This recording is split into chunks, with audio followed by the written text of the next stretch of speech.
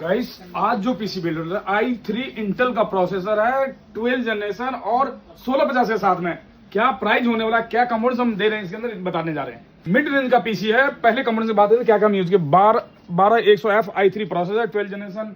Motherboard की जो बात करें Asus का 760 वाईफाई मदरबोर्ड है। इसके अंदर ग्राफिक्स कार्ड Asus की तरफ से ही आने वाला 1650 4GB DDR6 ग्राफिक्स कार्ड है। SSD की जो बात करें 1TB XP की तरफ से आने वाला SSD है Gen 4 की जो बात करते हैं XP की तरफ से आने वाला 16GB 5200 MHz की रैम है। और पावर सप्लाई की जो बात है 550 वाट सल्कर की तरफ से आने वाला कैबिनेट जेब्रॉनिक्स का 4 पंखे के साथ में। प्राइस जो है बहुत ही एग्रेसिव है। प्राइस 39,000 में प्राइस होने वाला है। इस टाइप का यदि पीसी चाहिए आप लोगों को तो अपना और ले जाओ और लाइक शेयर कमेंट जरूर करना। स्क्रीन पे नंबर मिलेगा, वहां से आप ऑर्डर कर सकते हैं।